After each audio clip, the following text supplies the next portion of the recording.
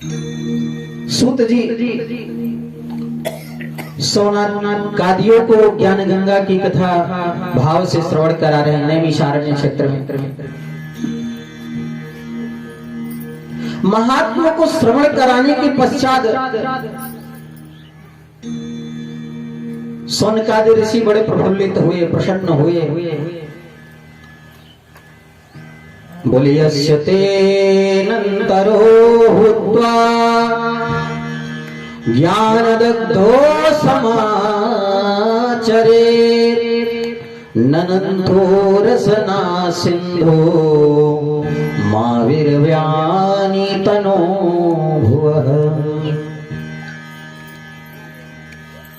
आपकी जो कथा है बड़ी रसमयी है गुरु जी, बहुत आनंदित कर रही है। फिर तो लोक रतम निप, संसार का इससे हित होगा, इसमें कोई संदेह नहीं है।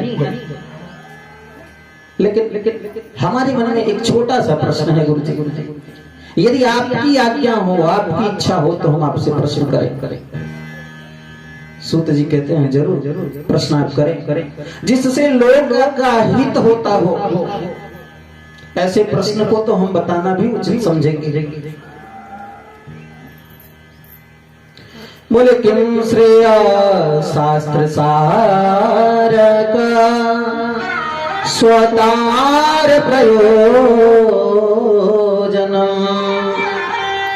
किम कर्म केवतारश्च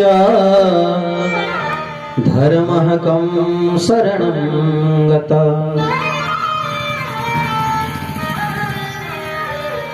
आपने एक प्रश्न के लिए कहा, मैंने आपसे 6 प्रश्न कर दिया गुरु जी।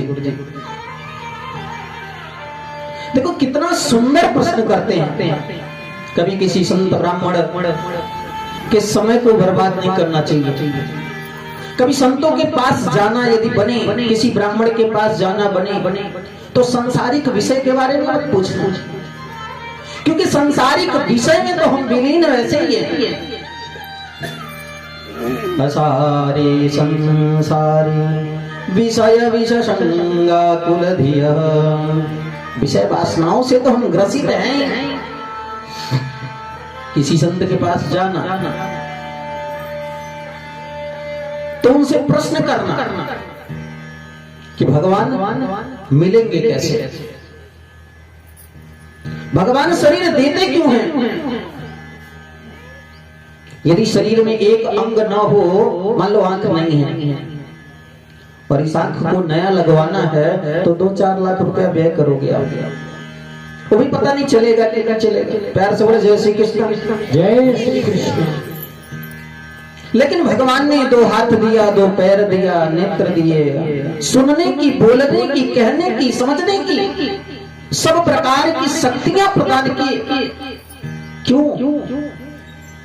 इसलिए गुरुजी पहला प्रश्न है किम श्रेय, मनुष्य के जीवन का श्रेय क्या है। भगवान ने यह शरीर दिया क्यों? कुत्ता बना देते, बिल्ली बना देते, ऊकर सुकर ऊंट गधा बिल्ली कुछ भी बना सकते थे, लेकिन भगवान ने इतनी सुंदर शरीर क्यों दिया हमको। आपने कभी सोचा इसके बारे में कि भगवान ने शरीर क्यों दिया? खाने के लिए, पीने के लिए, सोने के लिए, घूमने के लिए, पढ़ने के लिए, लिखने के लिए क्यों दिया भगवान शरीर? यदि खाने पीने घूमने के लिए दिया तो कुत्ते भी खाते पीते घूमते रहते हैं। हमारे अंदर इतनी सुंदर सुंदर शक्तियां भगवान ने क्यों प्रदान किया? किम श्रेय। शास्त्र सारस्य, शास्त्रों का सार क्या है? का स्वतारा प्रयोजनम, ईश्वर के आने का प्रयोजन क्या है? किम कर्म के अवतारस्य, अवतार लेने का कारण क्या है? और जब भगवान अवतार लिए, धर्म की रक्षा मान लो किए, और जब जाने लगे तो गए कहां? और चले भी गए तो कोई बात नहीं, धर्म कहां गया? कृपा करके बताने का कष्ट करें। बोले नारायणं नमस्कृत्य नरं चैव नरोत्तमं देवीं सरस्वतीं व्यासं ततो जयमुदीरयेत्।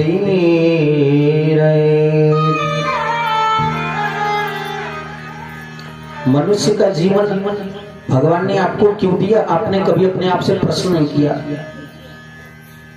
आज यहां से जाना, एक कमरे में एकांत में बैठना,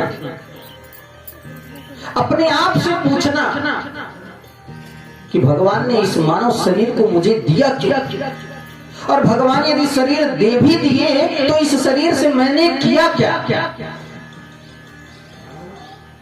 कि देहेस्तिमां सरुधिरे भीमतिं त्यजत्वां जायासुतादिषु सदा ममतां विमुञ्च। क्या ये शरीर अपना है जिसको भगवान ने भेजा कि जाओ जा करके क्या करना? तो बोले कृष्ण भक्ति परम श्रेय शास्त्र सारस्य सेवहि प्रयोजनम सतो रक्षा कर्म शिष्टादि लक्षणम। भगवान ने यह मानव शरीर खाने पीने घूमने के लिए नहीं दिया, ऐसो आराम के लिए नहीं दिया। भगवान इस शरीर को दिए हैं तो कहे हैं कि तपोदीपम पुत्र कायेन सत्वम, इस शरीर से केवल मात्र तप करना है। शरीर से तप किया जाएगा। तप करने के लिए भगवान ने शरीर दिया। तप कैसा करेंगे? कि कृष्ण भक्ति परम श्रेय। मनुष्य के जीवन का एक ही श्रेय है, क्या? बोले कृष्ण की भक्ति करो। दूसरे श्रेय तो है ही नहीं। दूसरे काम के लिए भगवान ने आपको नहीं भेजा, केवल कृष्ण की भक्ति करने के लिए भेजा है भगवान ने। लेकिन ये भक्ति होनी कैसी चाहिए?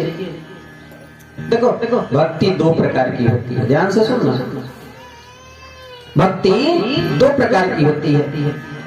एक होती है मल भक्ति और दूसरी होती है अमल भक्ति। मल भक्ति किसे कहते हैं? मल भक्ति कहते हैं गंदी भक्ति को। ये गंदी भक्ति क्या है? जिसमें कामना हो। लोग भगवान शंकर जी को सड़ा पिलपिला एक अमृत चढ़ाते हैं और क्या कहते हैं? हे भगवान, हे भोलेनाथ, हमारे बेटे को सरकारी नौकरी देना, वो भी 1 लाख महीने वाला तनख्वाह जो है। प्यार से बोलो जय श्री कृष्ण। जय श्री कृष्ण। 1 रुपए का सड़ा पिलपिला अमृत और हर महीने 1 लाख का इनकम। ऐसी भक्ति भगवान को भाती नहीं। तृष्णा तेसु पजायते, जितना मांगोगी उतनी तृष्णा बढ़ती जाएगी, घटेगी नहीं। भगवान को ऐसी भक्ति बिल्कुल पसंद नहीं है। आप पूजा पाठ जब करते हो तो उससे पहले ढेर सारी कामनाएं मन में सोच लेते हो कि हम हनुमान जी को लड्डू चढ़ाएंगे तो परीक्षा में पास हो जाएंगे, शिव जी का आराधना करेंगे बहुत सुंदर सुखी जीवन हो जाएगा, धन धान्य से संपन्न हो जाएंगे। लेकिन भगवान के सामने ऐसी चालाकी चलती नहीं। भगवान को बिल्कुल पसंद नहीं है। वो आपके अंदर की हर बातों को जानते हैं। जरा सोचो, मान लो हाथी बड़ी है, हाथी की आवाज कदाचित भगवान सुन जाते होंगे, लेकिन आपको बताओ चींटी के पैर में यदि घुघरू बांध दिया जाए उसकी आवाज भी भगवान को सुनाई देती है। जरा सोचो, कितनी बड़ी चींटी, कितना बड़ा उसका पैर, कितना बड़ा घुघरू और कितनी उसकी आवाज, वे भी भगवान को सुनाई देता है। कैसे? क्योंकि भगवान को सुनने के लिए कहीं आना जाना नहीं पड़ता। चींटी में भी कन्हैया वास करते हैं। प्यार से बोलो जय श्री कृष्ण। जय श्री कृष्ण। भगवान सब जगह व्याप्त है। आपके मन की कामना को भगवान आपसे पहले जान जाते हैं कि आपको क्या चाहिए, भक्त को क्या चाहिए। लोग मंदिर जाते हैं पूजा करने के लिए, आगे से क्या कहते हैं? तुम ही हो माता पिता तुम ही हो। पर सुनो सुनो, मंदिर में आगे से कहते तुम ही माता पिता तुम ही हो, और बाहर मुड़ के देखते हैं कि चप्पल न चला जाए। आगे कहते तुम ही माता पिता तुम ही हो, और पीछे देख के कहते तुम ही हो बंधु जिसका तुम्हें, तुम बंधु हो भाई हो, मतलब चप्पल जूता भाई बहन है। ये भक्ति भगवान को बिल्कुल भाती नहीं। ये कपट आप मनुष्यों से करो, भगवान से मत करो, क्योंकि वे सब कुछ जानते हैं। ये मल भक्ति है। एक सेठ जी थे, ध्यान से सुनना। सेठ जी ईश्वर की कृपा से किसी चीज की सेठ जी के यहां कमी नहीं थी। धन धान्य से परिपूर्ण थे, गाड़ी मोटर सब कुछ था। लेकिन सेठ जी जीवन में कभी कुछ दान पुण्य नहीं किए थे, बड़े कंजूस थे, कभी नहीं किए। क्योंकि धन की शुद्धि तो तभी होती है जब दान किया जाए। भगवान की कृपा, ईश्वर की कृपा कि सेठ जी का धीरे धीरे दान पुण्य किए नहीं, धन की शुद्धि हुई नहीं, तो धन का संरक्षण होगा कैसे? इसलिए धीरे धीरे धीरे धीरे करके सेठ जी का संपूर्ण धन नष्ट हो गया। सेठ जी बिल्कुल हो गए भिखारी, भिखारी हो गए सेठ जी। अब तो सड़क पे भीख मांगना प्रारंभ कर दी। कोई कुछ दे देता, उससे जीवन यापन होता। देवर्षि नारद संसार की कृति को देखते हुए, भ्रमण करते हुए सेठ जी के समीप में पहुंचते हैं। बोले सेठ जी आपके पास तो धन धान्य सब कुछ था, किसी चीज की कमी नहीं थी, इस तरीके से आप? बोले हाँ महाराज क्या बताऊं, जब मेरे पास ढेर सारा धन धान्य था तब मैंने दान पुण्य कुछ किया नहीं, इसलिए मेरा संपूर्ण धन धीरे धीरे धीरे धीरे करके नष्ट हो गया। लेकिन महाराज कोई उपाय यदि आप बताते तो मैं निश्चित रूप से करता और मैं फिर से धन धान्य से संपन्न हो जाता। देवर्षि बोले संभव है, एक काम करो सेठ जी, आप ब्रह्मा जी का आराधना करो। क्योंकि देखिए पृथ्वी पे ब्रह्मा जी का मंदिर थोड़ा कम है, पुष्कर इत्यादि में कहीं कहीं कहीं। तो यदि आप ब्रह्मा जी का यजन करोगे तो संभवतः ब्रह्मा जी प्रसन्न होंगे, और यदि प्रसन्न होकर के आपके समीप आवेंगे तो आप मुझसे मांग लेना, जो मांगोगे सब कुछ मिल जाएगा। सेठ जी बोले ठीक है। सेठ जी महाराज ब्रह्मा जी का तप किए। ओम नमो ब्रह्मदेवाय नमः। वर्षों तक तप किए। तप करने के पश्चात ब्रह्मा जी आए। बोले भक्तराज सेठ जी आपने हमें याद किया, हम प्रसन्न हुए, मांगो क्या चाहिए?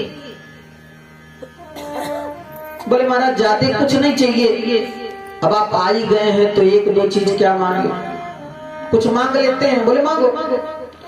बोला पहला वरदान यह दे दीजिए कि जैसे मैं धन धान्य से संपन्न था वैसे संपन्न हो जाऊं। ब्रह्मा जी बोले तथास्तु। बोले दूसरा वरदान यह दे दीजिए कि हमारा धन कभी नष्ट ना हो। ब्रह्मा जी बोले तथास्तु। बोले महाराज जब आई गए हो तो एक वरदान और दे दो। बोले मांगो।